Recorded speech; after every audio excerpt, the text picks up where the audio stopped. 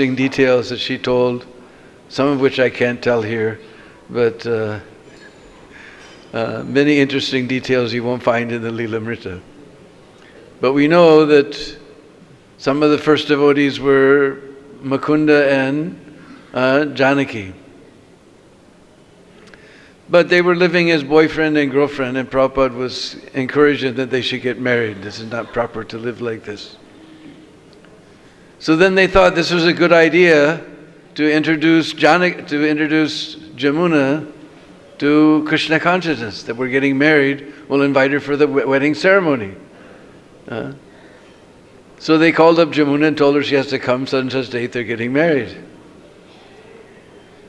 So Prabhupada was very excited, so he cooked a nice feast for Yamuna when she was coming. Now at this point in her life, Yamuna was into a special type of diet called macrobiotics. I haven't heard of it recently, but practically the only thing you eat is brown rice and chikusan soy sauces. Everything else is a big apparat. Especially ghee and sugar, milk products, oh my goodness. Those are big apparats. So she was used to eating very simple, this brown rice and chikusan soy sauce and like that. All right, everybody turn off your babies, they're crying in the middle. You can't live without them for a few minutes. So she came in from the West Coast into New York, and they brought her up to Prabhupada's room, and Prabhupada cooked this whole feast, but with things like ghee and spices and milk products and so many things. So Yamuna saw this feast, and she was just horrified, and she was just like nibbling at everything, just taking a little taste. So Prabhupada wasn't satisfied. Because if you go to Indian's house, they just feed you and feed you and feed you and feed you and feed you and feed you, and they never stop. You have to we learned the trick one time. One Indian man, he told you have to roar like a lion. No! Then they don't give you any more. So Prabhupada is from that wonderful culture, so he was also not satisfied. She's just nibbling at everything. So afterwards, they were sitting, and Prabhupada was thinking how to get her to like prasadam. So he said, I know what you will like. All my disciples like too much. And he turned around, on the shelf behind him was this tin can with just crusted with sugar crystals just dripping down the edges of it. Crystallized sugar. And Prabhupada pulled out this gulab jamun. Now for macrobiotics, this is the Maha-elephant apparat. Sugar, ghee, milk, all rolled into one. This was the elephant apparat, mad elephant apparat. And he all my disciples, they like too much, they handed it to her. Now, she tried to hide it in her hand, but gulab jamun is not a thing you can hide in her.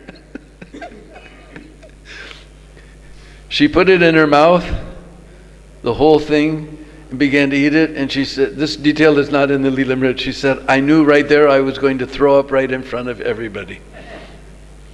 And I ate that gulab jamun. Somehow, I don't know how I got it down without throwing up, but I vowed that I will never, ever, ever have anything to do with this fellow for the rest of my life. She personally told me this story.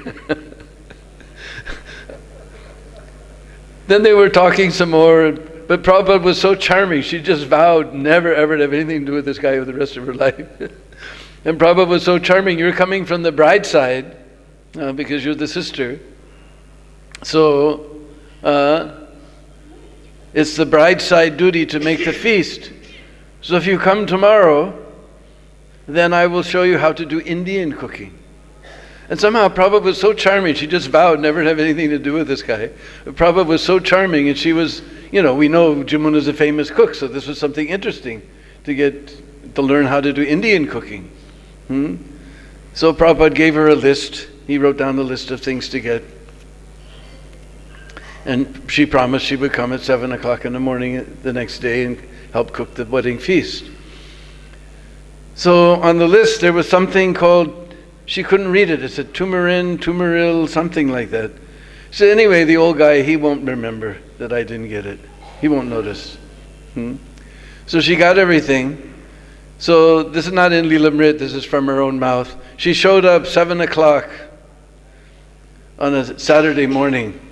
Now this was an ungodly hour for us. We used to peek out, at 9 o'clock in the morning, peek out, oh my God, there's sunlight outside.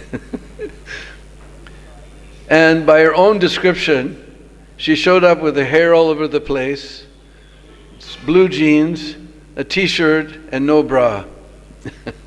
This is how she showed up at Prabhupada's door. Prabhupada, she knocked on the door, and Prabhupada invited her in. Then he opened the bag and he pulled everything out. You did not get any turmeric. You did not get any turmeric. Immediately Prabhupada noticed. He said, oh, he'll never notice it. And she made some excuse, well, I couldn't find it. The boys are getting here. Anyway, I have some, it doesn't matter. Then he looked at her, and he said, our Indian ladies, they're very much afraid that some hair may fall in the preparation. So they like to tie up their hair. Is it possible you can tie up your hair? So Yamuna, she tied up her hair and they said, now wash your hands. Everything she did, Prabhupada, now wash your hands. Then Prabhupada asked her to make a medium soft dough. And he says, well, for making croquets, for making this, for making that, Prabhupada said, how old are you? You do not know how to make medium soft dough. Because he wanted to make samosas, So she said, Prabhupada dumped out the flour on the table and sprinkled the water, and with one hand, he just he had some dough. And then he showed her how to make, roll out the dough and make it into little, fill up the filling inside and fill it up, and the rest of every time she touched something, Prabhupada, go wash her hand. So in this way, this was her first experience of Srila Prabhupada. And she told that sometime later, she did, one of her things was calligraphy, very fancy writing. So she was going to Nepal to learn some calligraphy. And one time Prabhupada asked her, why do you want to go to Nepal? And Yamuna thought for a moment. She said, well, I'm looking for the highest thing. And Prabhupada's eyes got very big like a little child. He said, you're looking for the highest thing? Huh? You're looking for the highest thing? You just stay here with me. I will show you one day what is the highest thing. And there we were in southern Oregon installing the highest thing, Sri Sri Radha Banabihari. Brother, you just stay with me. I will show you one day what is the highest thing. She told us about how one time at Radha Damodar, because that time there was no Krishna Balaram Mandir, no Krishna Balaram guest house, no MBT, so everybody was somehow staying here and there, and a lot of people were in Radha Damodar temple, and downstairs there was a lot of noise. And she was living in the room, she and Guru Das were living in the room upstairs from Srila Prabhupada's room. So Prabhupada suggested that he move upstairs because a lot of noise downstairs. So they moved Prabhupada upstairs, and they were bringing all the things down and shifting all the Prabhupada's things up. And she was thinking that what's Prabhupada going to do with that old monkey? There was one old lady monkey that used to come and steal everything and tear the cloth when you put your cloth out to dry, and they had named her Kakati, old lady monkey.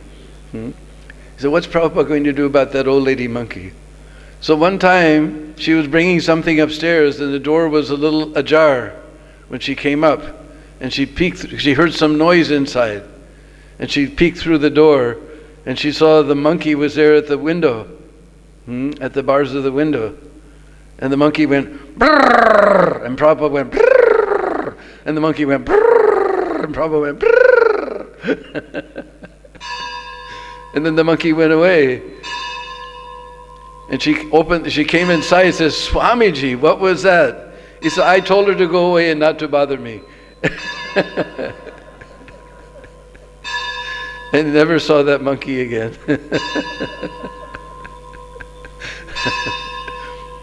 So another time, she told us that Prabhupada was coming. So she went to the Brishbasis and she asked them, "What's the best way to make rotis?"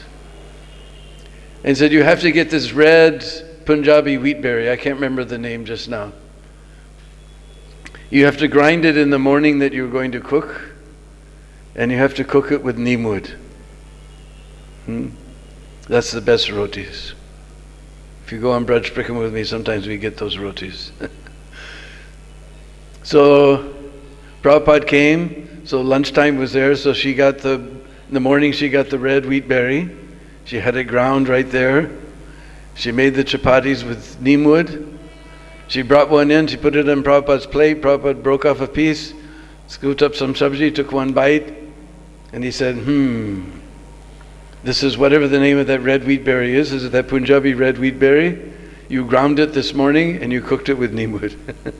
Prabhupada immediately, just by the taste, you could tell. Another time they were traveling with Prabhupada. We were so lucky that day. We heard, for those 2 or 3 days we were there, we heard so many stories right from her mouth.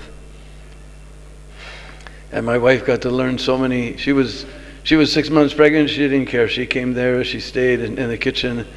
The next Janmashtami, she had all the women for 1 week cooking all these things she'd learned from Yamuna Dasi. Anyway, she told the story. They were traveling in South India somewhere, and she got deathly sick with this incredible fever. She was delirious. And whoever they were staying with, he had them in a house. There was a 2-story house, and there was a division between the men and the men's side and the women's side. So Prabhupada was staying on the men's side. She was staying in a room just on the opposite side of the wall in the women's side. She was completely delirious. And all of a sudden, Prabhupada they were on the first floor, so Prabhupada walked all the way down the stairs on his side, all the way up the stairs on her side, and he came into her room. The next thing she knew, she looked up, Prabhupada had his hand on her forehead, feeling her temperature. And she was just swimming around, and she looked up and saw Prabhupada is there. She was impossible for her to make obeisance or anything. And Prabhupada just looked at her and he said, "You will be all right in the morning." Then he walked all the way downstairs and all the way upstairs back to his room. And next morning she was as if she hadn't been sick at all. So anyway, there's so many wonderful stories, and we have this wonderful book now, Yamuna. And if you read that book, you realize how shallow your devotion is. Her devotion was so deep to Srila Prabhupada. She's always meditating how to serve the spiritual master, how to please Prabhupada. That was her total meditation. I always read that book and I feel I'm just so shallow. No devotion like Yamuna Dasi. So there's many other, I could go on telling stories, but there's many other people. Is Dandara Swami here?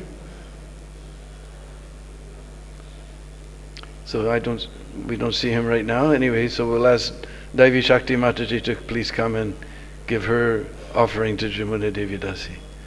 Yamuna Devi Dasi ki!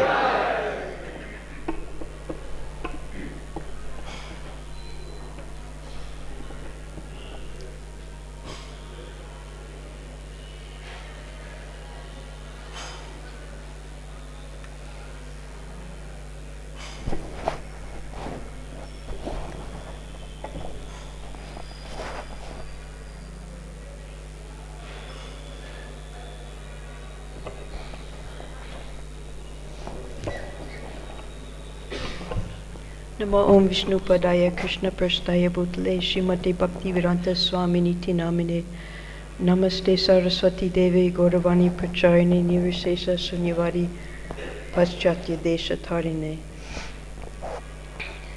This lecture that Srila Prabhupada gave today, that was on August 3rd, 1974. At that time, Prabhupada had come just a few days before, believing that the temple was to be opened on the Janmashtami. That was just a few days after the 3rd. And he believed that because Yamuna, her husband, Guru Das, who was the temple president then, was writing him very glowing letters that everything will be ready, you come, and on Janmashtami we'll be able to open the temple. Yamuna and Guru Das worked very, very hard. The preparation of the temple was split into two. One was doing the internal preparation, and Yamuna was in charge of that. The deities, their lordships that you see here now, every detail was designed by Yamuna Devi.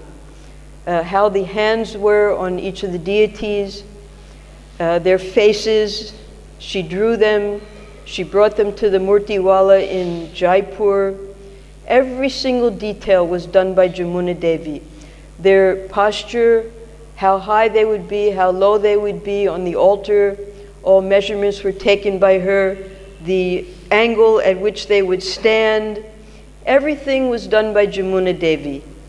We don't know, we can't even calculate all the effort that Yamuna put into preparing this temple. Now, how that was in 1967, Yamuna had asked Prabhupada, could they go to Vrindavan? They were in San Francisco then. And Prabhupada, of course, remembered that because Yamuna and Guru Das, along with Mukunda, Janaki was Yamuna's sister, and Shamsundar and Malati, these six, they were the pioneers of our Krishna consciousness movement. From New York, they, Mukunda, Janaki, and Joan, or Yamuna, they went and picked up their old friends, Joan's school friend Shamsundar Sam in Oregon, and they came down to San Francisco and started the temple there. Then from San Francisco, when Prabhupada was in Montreal, he called the six of them for a special mission. He personally trained them in Montreal for about, I believe, 2 weeks, and wanted them to go and start Krishna consciousness in London, because this was one of Srila Bhaktisiddhanta Saraswati's grand desires, to have a successful temple in London. So he trained them specifically in bhajan and kirtan, and of course all the other details of deity worship and cooking. Prabhupada had already trained Yamuna. She was like the moon amongst all of the ladies in our ISKCON. Prabhupada gave her personal training in so many arts, and from Yamuna we all learned what Prabhupada had taught her. She was the most fortunate amongst all the Matajis who took shelter of Srila Prabhupada. So then London was a great success with the six of them working so hard together. And then Prabhupada had a plan in 1970. That was 1968 that Prabhupada sent them. 1970, Prabhupada wanted to start a World Sankirtan party. And of course, he called his most dependable disciples, those six, to join him. But someone had to stay back and take care of the London temple. So Mukunda and Janaki stayed back. And Shamsundar, Malati, Yamuna, and Guru Das, Prabhupada told Yamuna that now finally you had desired to come to Vrindavan. Now I'm sending you, I want you to make a temple in Vrindavan. So that was when we met Guru Das. And he invited us then, 1970, that you come, you can help Yamuna. She's going to be getting the temple ready. We're going because Prabhupada wants us to start a temple here in Vrindavan. So it didn't happen immediately. 1970, then Prabhupada took the devotees. They didn't come here to Vrindavan for a whole year. Finally, in 1971, after they had traveled to many, many different places here in India, Gopal was part of that group. There he is. So then Prabhupada decided, they were in Delhi. Prabhupada also sent Yamuna and Guru Das to open a temple in Delhi, along with Giriraj and a few others. There was nothing, Prabhupada had complete trust in them. He knew that wherever he sent them, they were going to be successful. Just as with the Bhaktivedanta Manor, how they were able to get that. So Prabhupada brought his whole group of about 40 devotees here to Vrindavan for the first time. And they had the tour.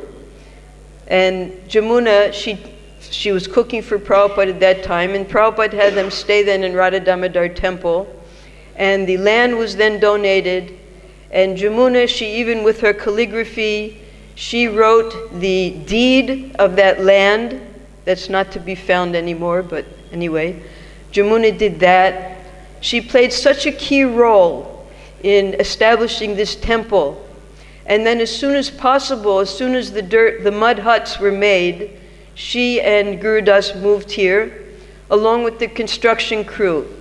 So Saurabh and Gunarnav were in charge of construction. They were new devotees. Saurabh was a brand new devotee at that time, 1972. Gunarnava had come from England to help with the construction.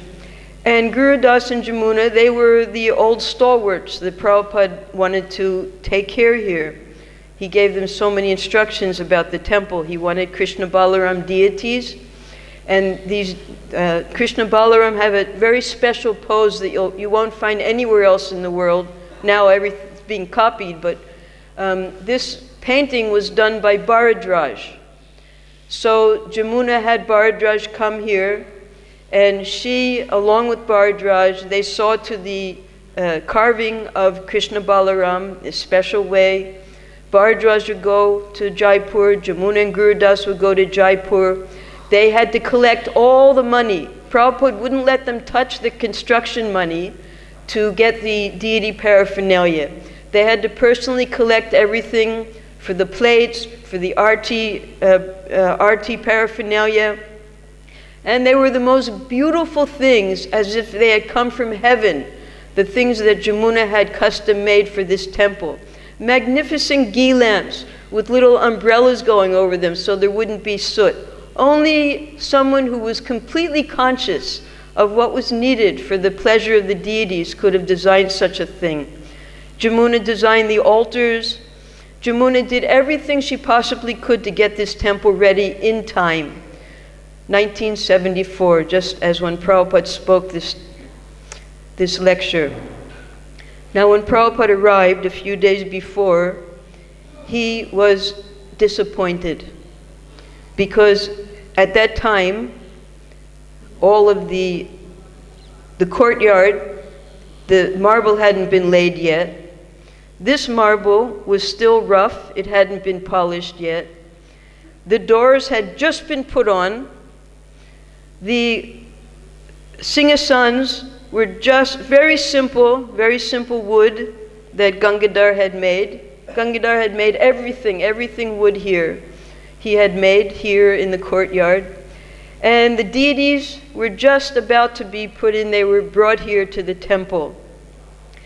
And when Prabhupada saw the temple, in his disappointment, he said, "We cannot open this temple, it's not ready."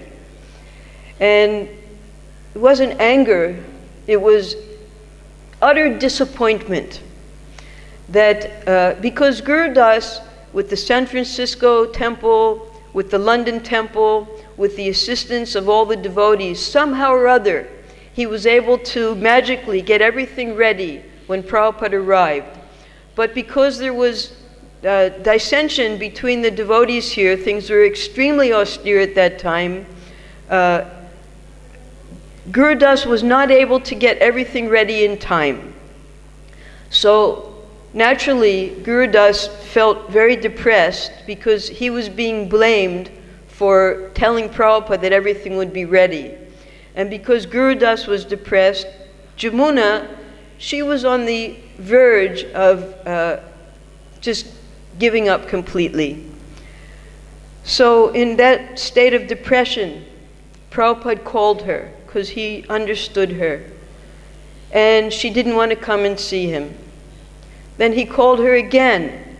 Finally, Yamuna came to see Prabhupada. And he said to her that I'm just like Balaram, dragging the Yamuna here. And he tried to encourage her in her Krishna consciousness as much as possible. And with that encouragement, she didn't leave, but she wanted to leave India at that time. It was at that time that I met Yamuna. I was trying my best to learn everything I could from her. She took me to Mathura to see the temples. She took me to all of the temples in Vrindavan. We lived together. There were 8 of us in one room. We slept together. We ate together. So I got to watch her and how she had been able to survive in India. She gave me many tips how to live here. Always when we were with Prabhupada, she would be in the back dancing very ecstatically. So we all learned to dance in the back and not disturb Prabhupada with his sannyasis and all the other men who were up in the front. We learned from her proper etiquette, how to live in India. Because Prabhupada instructed her in so many ways. You stay with your husband, you serve your husband just like the Indian women do, and in that way there won't be any criticism. Prabhupada very much wanted us, and through Yamuna we learned all of the instructions that she learned from Prabhupada, how he wanted us to live here in India. We all tried to follow that. So Prabhupada became very ill from this disappointment, and he decided to go in September to Mayapur to recover. As soon as Prabhupada left, Yamuna decided, by that time she had met Dinatarine. Dinatarine had offered her and Madira tickets to come take a break. So Gurudas took Madira's ticket, and the 2 of them left. They left without informing anyone. And from that time onwards, for many, many years, Yamuna didn't return here. The next year, when the grand opening happened, only Gurudas came. By that time, they were separated. Yamuna was already getting settled. She had decided when she made the Utsav Vigrahas of Radha Shyam Sundar, secretly she made a set for herself exactly the same. So she asked Prabhupada at that time, could she install those deities, and Prabhupada gave the name Radha Ban Bihari.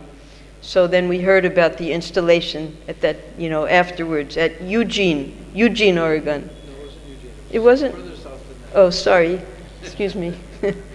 So then after many, many years, Yamuna came back. She came to get her things that had all been stored at Bagaji's, but they had all disappeared somewhere. Nobody knew where they were, as usual. And she came to get things for her deities. And each time she came, we just like a Sarabi cow, we tried to milk her of all the pastimes. Unfortunately, Prabhuji, he got to hear it all at once, but we could only get bits and pieces. I just remember, we don't want to talk about the sad times, but she told me at that time, it's a dog-eat-dog world. They had so many difficulties coming here in the early days. We can't even imagine how difficult it was. There was no residence. Just wherever they were put, whatever they were given to eat, that was how they had to live here in India, until finally this temple was constructed. And even then she didn't get to enjoy that and live as comfortably as we're all living now. So as a pioneer, she was always way ahead of the other devotees. And as the moon amongst all of the Matajis, sometimes devotees wonder, so many devotees have died, so many women have died, why do we have this celebration every year? Because had it not been for Yamuna's determination and all of the austerities that Yamuna had performed here, none of us would be sitting here today. So this is a reminder to all of us every year that we should appreciate. One time Prabhupada told me, he said, you should learn this art of loving Krishna from your senior God brothers and God sisters. So if we want to really learn this art, because how many of us had personal association with Prabhupada? Very few. So from our seniors, we learn this art, especially those who had so much association with Prabhupada. And therefore, we honor those devotees. and we try to learn from them. And that way we can learn this art of loving Krishna. Hare Krishna. So we'd like to thank Devi Shakti Mataji for very, very wonderful memories, and emphasizing again how we're all sitting here very comfortably only by the great austerities of Yamuna, her husband, and many, many other devotees before us. So, is Vijay Mataji here? Oh, there she is, okay. So I'd like to ask Vijay Mataji to please come and share her memories of Yamuna Das with us.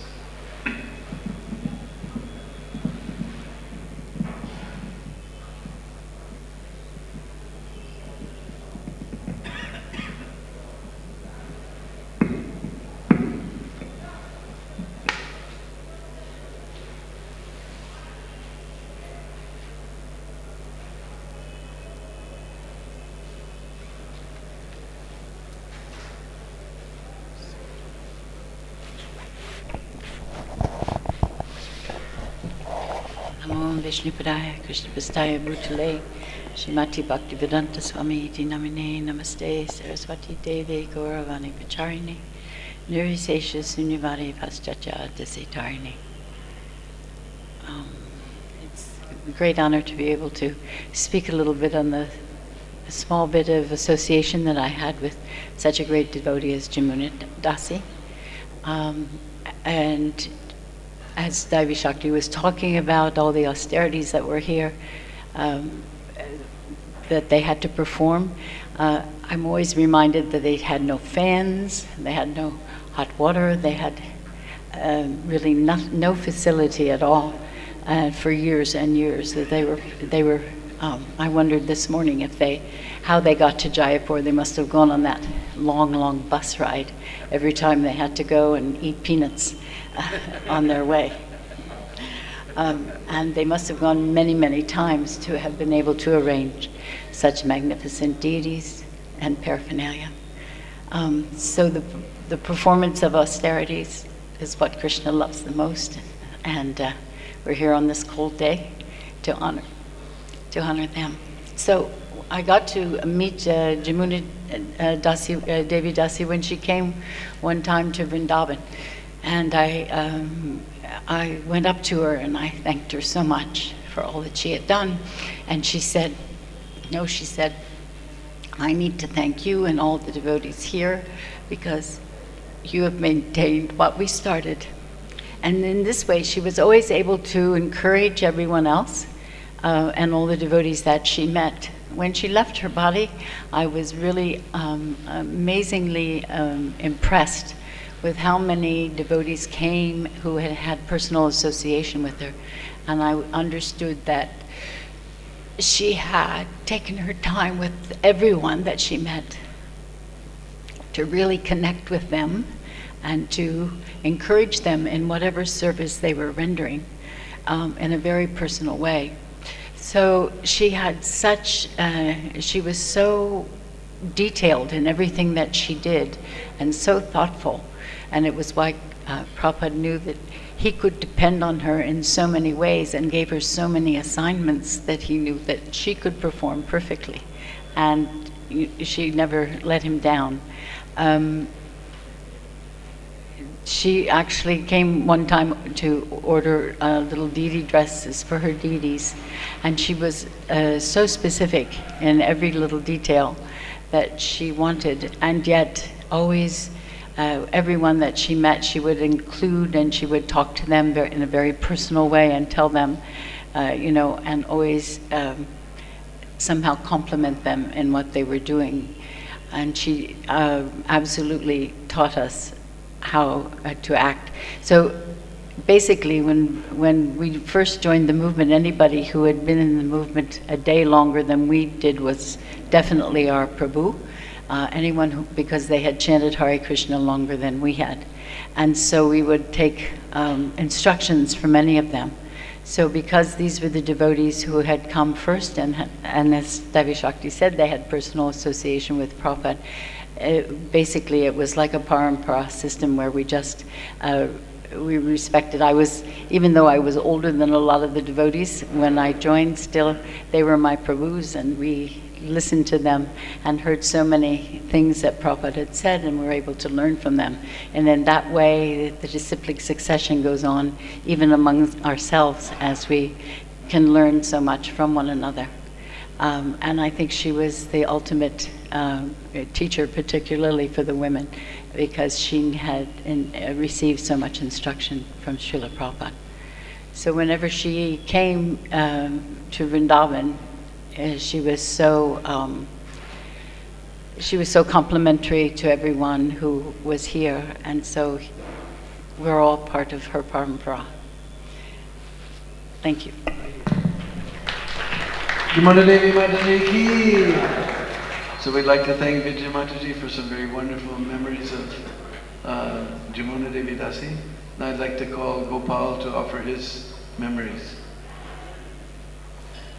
One thing was, in due respect to Guru Das et al., those days was very, very difficult, because it wasn't you just went to the shop and loaded up a tractor full of cement. You had to get permission from the government for cement, for bricks, for everything. You had to get some sort of permission. The last thing they wanted to get permission for was for a temple.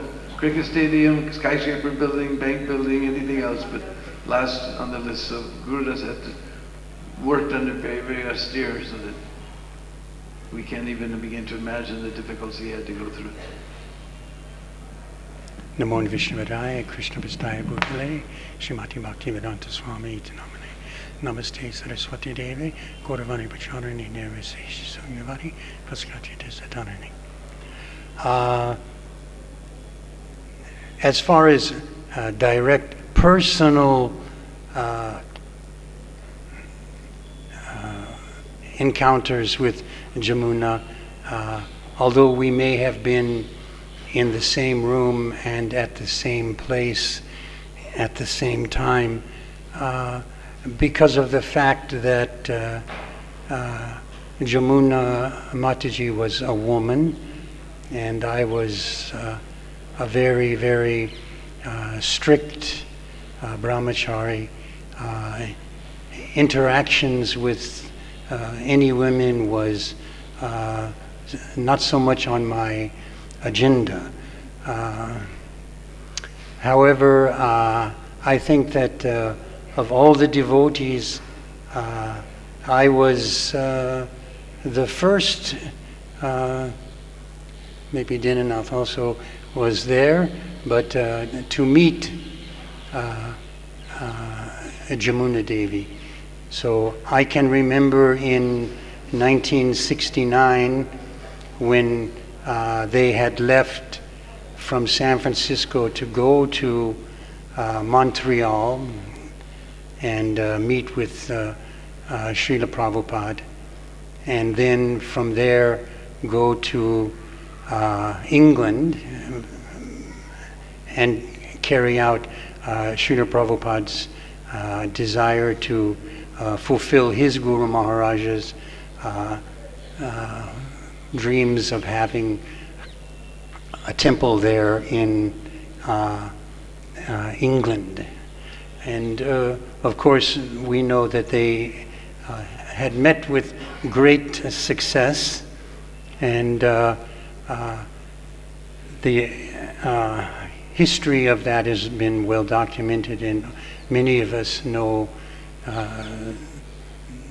the efforts and the wonderful things that transpired from all of those devotees.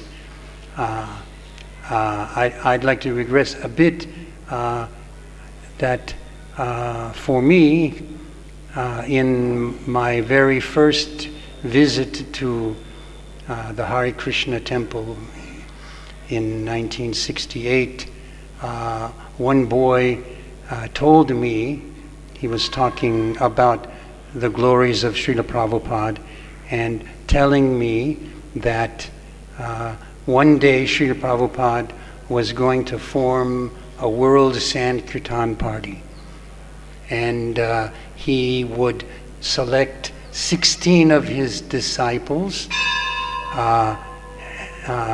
to travel with him and spread Krishna consciousness all around the world. So the way this boy described it, that there would be so many boys or devotees to play the drums, mridanga. There would be others to play kartals. There would be others to dance, and there would be one person leading the chanting of Hare Krishna. And Srila Prabhupada would take these devotees with him all around the world. So at that time, because it was my first visit, it didn't have much significance. But later, in 1970, when Srila Prabhupada had made a decision that he was going to come to India.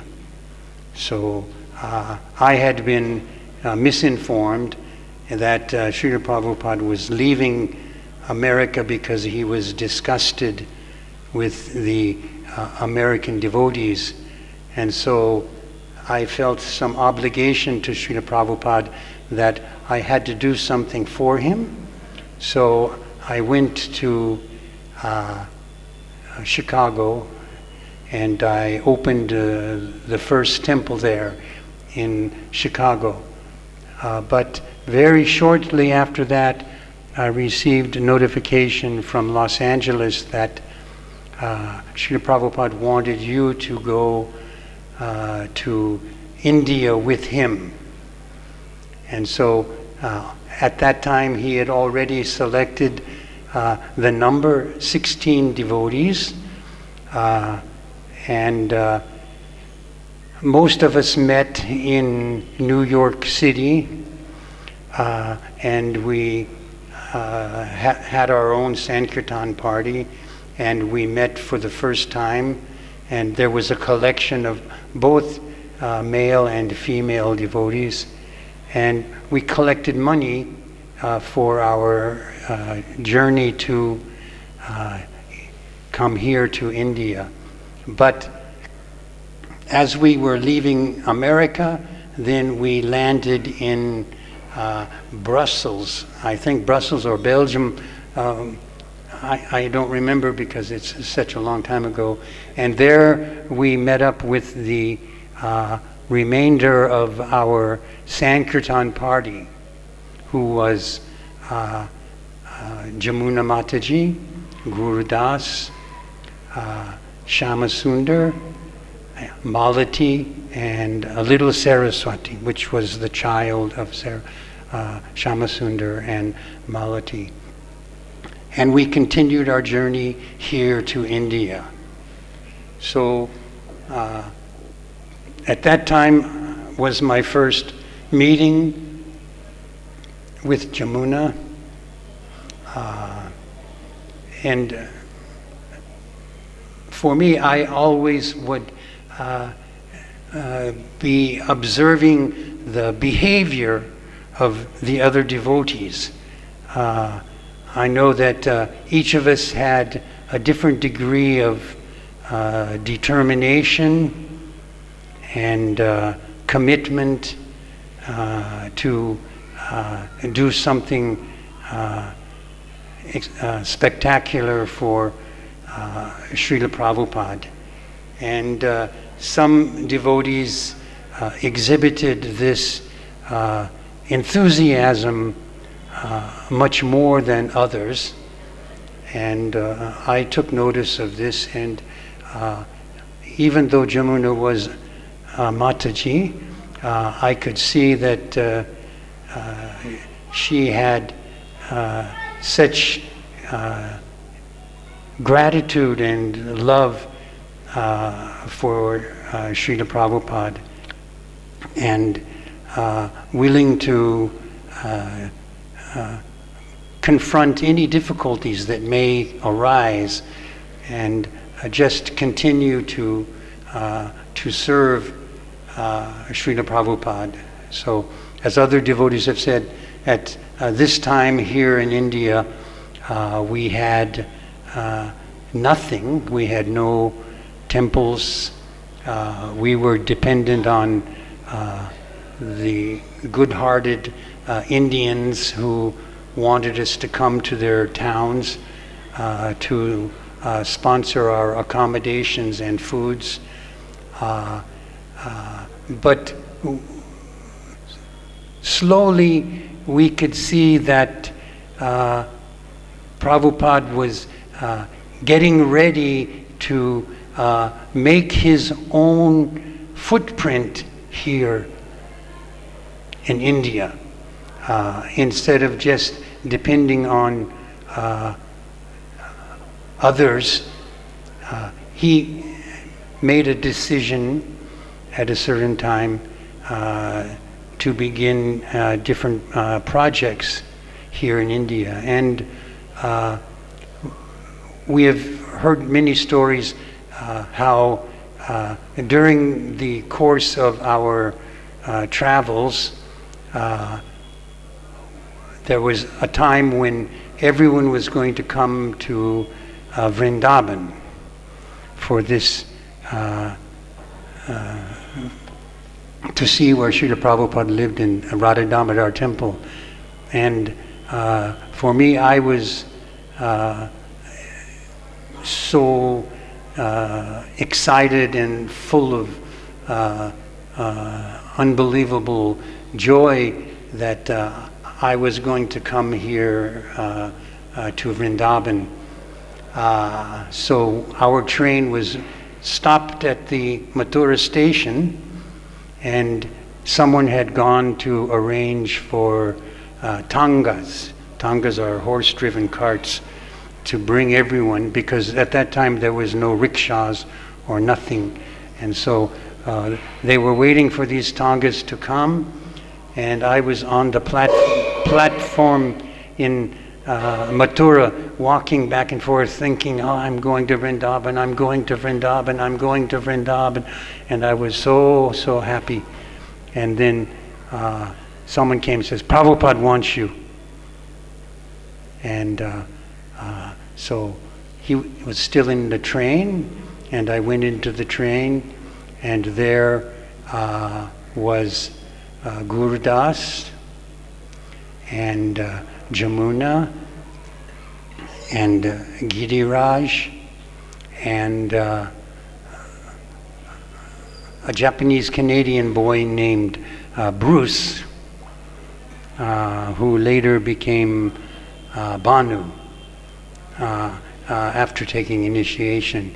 And then Srila Prabhupada told us, he says, I want you to go to Delhi.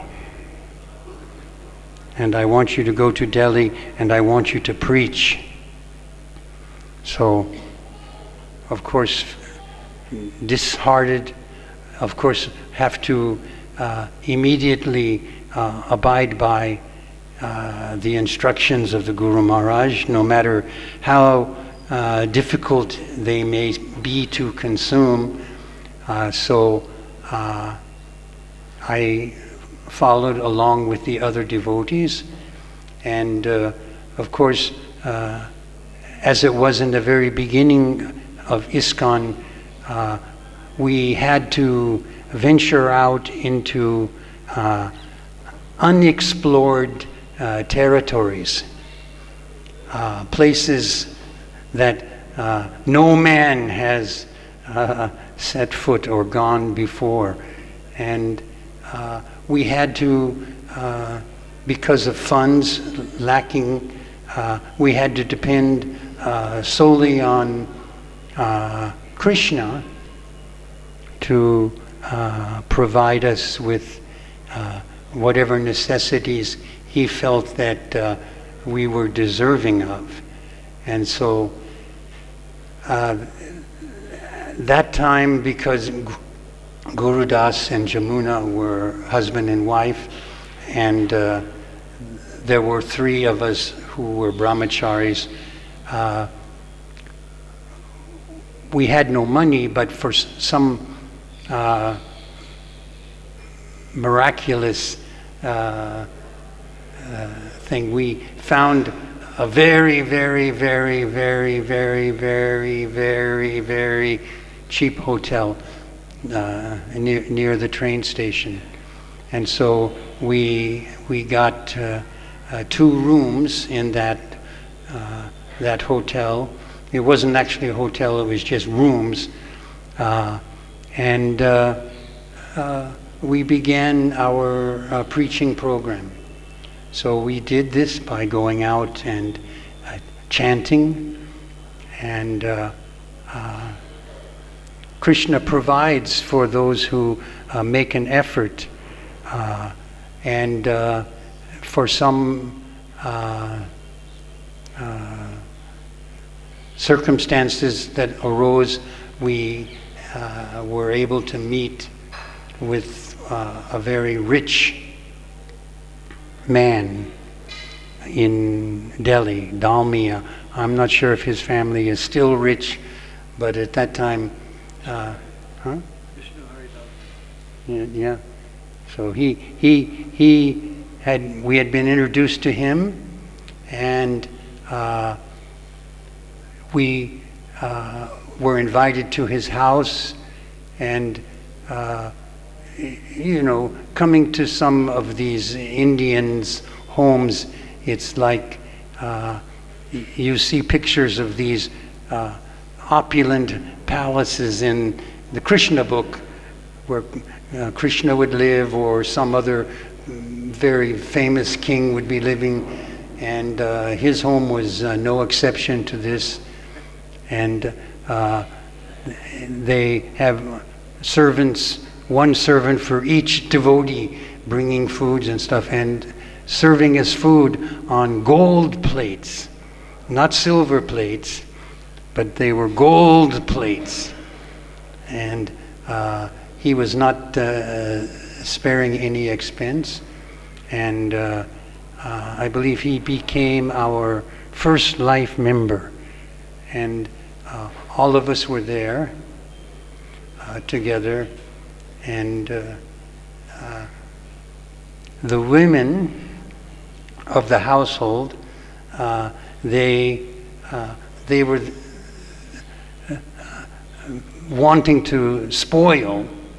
Of course, Yamuna was the only woman, so they, of course, immediately started gifting her nice saris and things like this, and showing her how to dress properly in the way of a sophisticated Indian woman.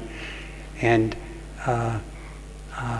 we stayed there for some time, although we didn't leave by establishing a temple, but we were the seed planters. And at one point we were invited to go to visit Indira Gandhi. So this picture is very famous, and we can see that we're standing there, and of course each of us, as we are interpreting our circumstances, would come to different conclusions. And so, of course, my conclusion was that she was a typical bureaucrat. She, although Hindu by birth, wouldn't make any gestures of, showing favoritism towards our efforts to come here and preach Hinduism in India. But she was courteous, and she wouldn't let us take a picture, but their photographer took that picture that we see today, and then we were given copies of this. And so we left and we went back and we joined the group of devotees. So by this time, the number of devotees had swelled to a lot, because they had started putting pictures of our Sankirtan movement in the Back to Godhead after we met with Bhadaraj. No, I forgot. Now I forgot his name. But anyway, who's the devotee who takes the picture? The photographer. Huh? Bhadaraj.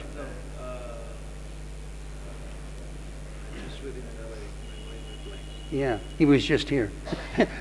Anyway, what we had met him on the road, and he started taking photos. Huh? Yeah. Anyway, and we were taking the pictures, or he was taking the pictures, and then they were posting them in the Yarubara. Okay. So, but after the pictures started appearing in the Back to Godheads in America, everybody was abandoning their duties and coming here to India to be with this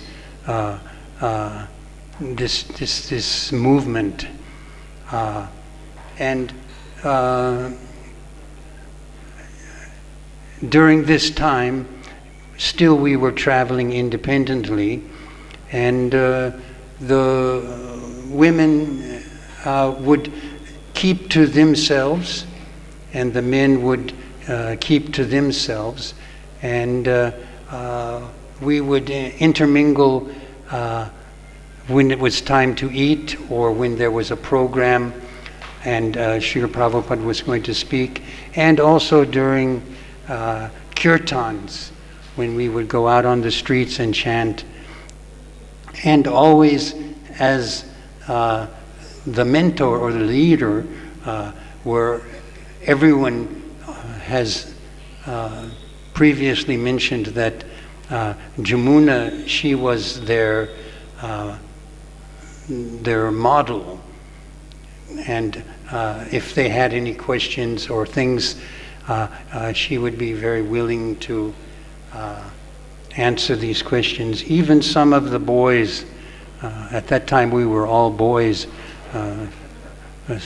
I think I was 22, 21 years old at that time, but many of them would turn to her because someone had also said that if someone had joined one day or 2 days or 3 days before you, they were the senior, and Yamuna, they joined in 1967, so she was senior to almost everybody there, and so they looked to her for guidance. And as I said, I observed each devotee's behavior and their determination in how seriously they took this very important mission that Srila Prabhupada had set out to establish in every town and village. And amongst all of the devotees, Yamuna was one of the topmost in my vision of someone who was very, very determined to show her gratitude to Srila Prabhupada and be willing to take on any type of responsibility that would be requested of her to make Srila Prabhupada's mission much easier. So, as I said, I didn't have any real personal association with Yamuna other than going to Delhi with her and being in that original party of devotees that came here to India, but her greatness and her love for Srila Prabhupada to me was always visible from the very beginning.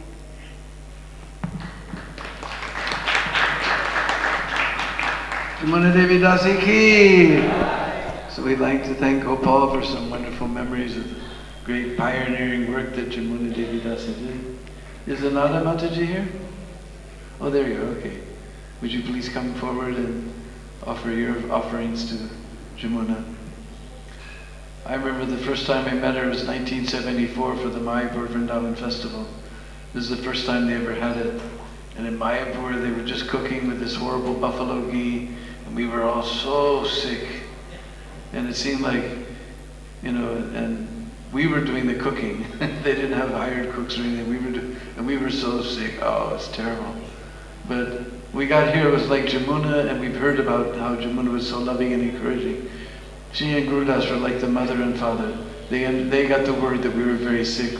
They made very unspicy prasadam for us, salads. They took care of us just like mother and father. It was so wonderful. That was my first memory of Yamuna and Gurudas.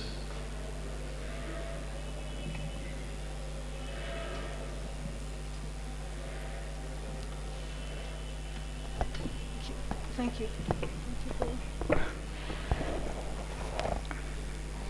Many thanks to all the wonderful devotees who have glorified Yamuna Prabhu.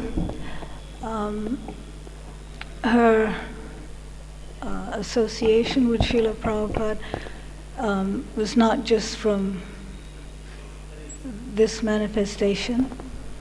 It was definitely from previous association with Srila Prabhupada. And as our dear Devashakti Prabhu mentioned, she was the moon amongst Srila Prabhupada's disciples. As we know, the moon is a reflection. The light of the moon comes from the sun. So Yamuna's capacity to receive Srila Prabhupada's instruction and mercy is very deep, and her ability to put into practice what he told her is an extraordinary quality which we all have to learn from. It's interesting to note that as Gopal Prabhu was mentioning, the pioneers of the Krishna consciousness movement were individuals who were willing to depend on Guru and Krishna. They were willing to take any kind of risk on behalf of Guru and Krishna and perform whatever austerities came their way on behalf of Guru and Krishna, and accept whatever opulences came their way on behalf of Guru and Krishna to serve. I first met Yamuna here, actually in Delhi in 1973, and we'd all heard about her. In the early days, you would hear about the great devotees, and Yamuna was definitely amongst them. When it's very interesting to see how quickly these pioneering devotees, Shyam Sundar, Malati, Yamuna, Gurudas, Mukunda and Janaki, and other devotees, but specifically them because they had known each other in the past and they worked, they could work together, they were friends. How quickly they were able to create awareness about Prabhupada's movement through the chanting of the holy names and through their preaching. The biggest burst of Krishna consciousness was when the devotees came to London and engaged George Harrison to spread Krishna consciousness far and wide through the medium of record albums. And Yamuna, Gurudas, Shamsundar, Malati, and so many other wonderful devotees were all a part of it. But it was headed by Yamuna. Her voice is very pure, and again, Yamuna's senses were very perfected, and anything that she took to, she was able to manifest a service to Krishna through that medium in a very pleasing way. And as Daiva Shakti mentioned, she represented the parampara from Srila Prabhupada.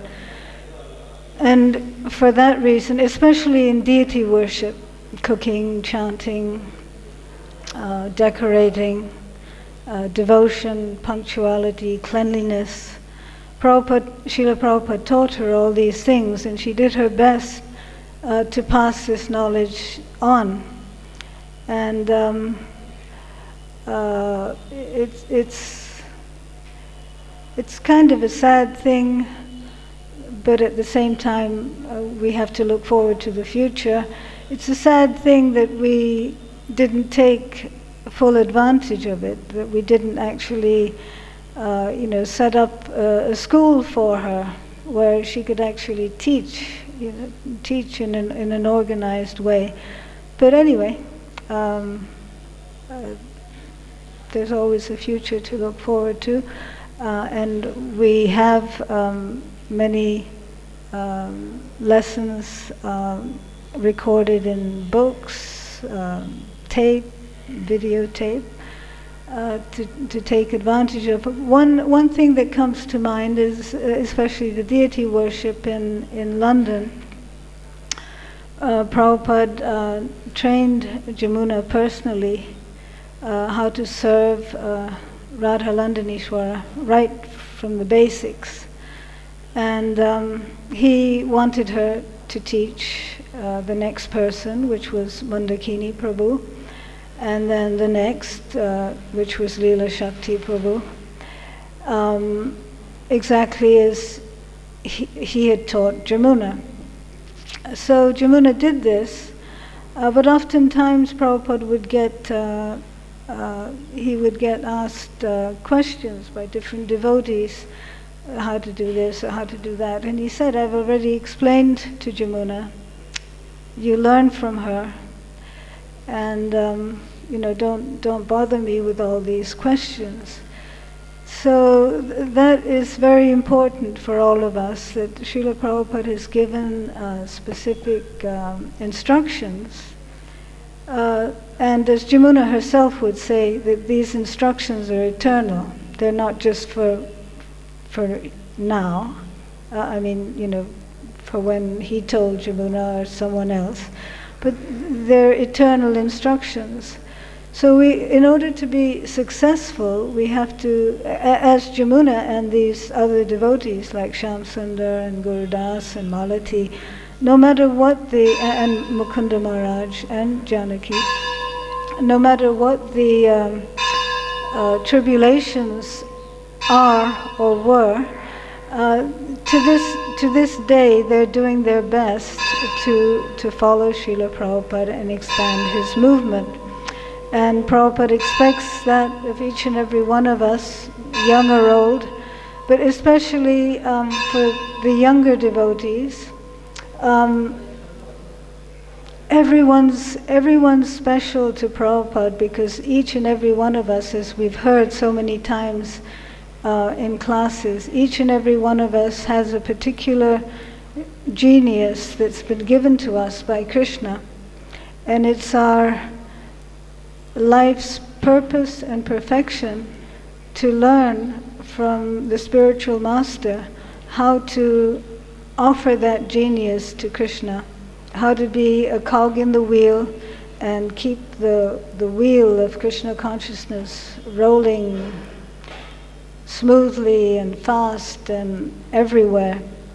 So for that, we have an eternal debt of gratitude to Yamuna for standing by Srila Prabhupada through thick and thin, and for constantly endeavoring to present Krishna consciousness exactly the way Srila Prabhupada had given it to her, because that is the meaning of parampara after all, that the mood of devotion that Srila Prabhupada brought with him to this world from Goloka, Vrindavan, to heal all of us, that mood of pure love of God should be disseminated without any distortion, without any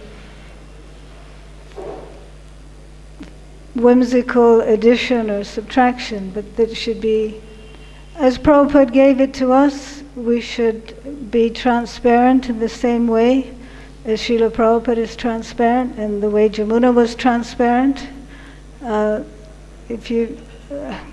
Within her name, there is the moon, Yamuna. So it was transparent because she was able to reflect that light because she was transparent. And pure love of God is actually the cause of transparency. As we sing every day, Prema Bhakti Jaha Hoite, Avidya Vinasa Jaite. That where there's pure love of God, there's no ignorance. All ignorance gets dissipated. So then we can see the soul and not the body. So Prabhupada treated everyone in that way. He saw the soul, and he made everyone feel comfortable and desired. The Prabhupada wanted everyone. Prabhupada is Jagat Guru. He wants everyone, just as Lord Chaitanya wants everyone to go back home, back to Godhead. Prabhupada and his devotees, they are not just concerned about themselves. They want everyone to go back home, back to Godhead, and in different places in the universe. They're working with Srila Prabhupada and the parampara. Devotees like Yamuna, we can't ever consider them ordinary souls, that, oh, this is just a woman that happened to be graced by his divine grace, but really she's just a woman and Prabhupada was just so kind to her. Not at all. These devotees are eternal associates of Srila Prabhupada, and in that sense we can understand that we're all eternal associates of Srila Prabhupada, and nothing should hold us back from following in the glorious example of Yamuna Devi Dasi and all the wonderful devotees. I mean, I know it's Jamuna's disappearance day today, but she loved her god brother Shyam Sundar, Malati, Gurudas. I mean, Shyam Sundar has put so much effort into the London project, which just recently celebrated 50 years of Krishna consciousness in England. And that enthusiasm from there, they were only there 9 months or a year in London, and within that time they built a temple, made a record, 2 records with George Harrison that went all over the world. I remember hearing that in Delhi when I was at high school. At the American International School, I heard the 45 record that they'd made. And I actually saw Gurudas there as well. He was preaching to someone, and he was saying, this vibration, if there's anything that can save the world, it's this vibration. And I'd walked past by that time, and I didn't hear Hare Krishna, but I remember he was wearing a chadar. So we can never underestimate the potency of Lord Chaitanya's plan and the potency of those who surrender fully to his plan. These pioneer devotees were able to surrender because they loved Srila Prabhupada. So that love or that bhakti is the cause of surrender. They were able to accept whatever austerities they accepted because their mood of devotion was way beyond the effect of the austerities that they had to perform. And their dependence on Guru and Krishna opened up the way to success. So on this very glorious day that Srila Prabhupada and Gauranga Mahaprabhu took Yamuna Devi to another location, we offer her our most humble respects and our humble respects to all the devotees who follow her and her glorious spiritual master, Srila Prabhupada.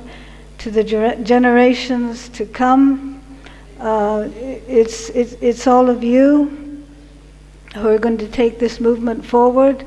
So take it to heart. Everyone's important. Each you, everyone. Everyone is important. Everyone has to become a moon. We don't just have to be stars. This movement is so glorious that everyone can become a moon if we use our independence correctly. So all glories to Srila Prabhupada. Thank you very much for allowing me to speak. And please accept my humble obeisances. Actually, that's not... So we'd like to thank Anada Devidasi for a wonderful presentation, explaining to us how within Jamuna's name, moon is there, Jamuna, and how the moon simply reflects the light of the sun, and that Yamuna was the direct, simply reflecting whatever Prabhupada taught us. That is our duty, to reflect faithfully Prabhupada. So on this day in 2013, on Safalakadasi Day, I understand she was chanting her japa, very sweet, peacefully she left this world. Hare Krishna. Yamuna Devi Dasi ki.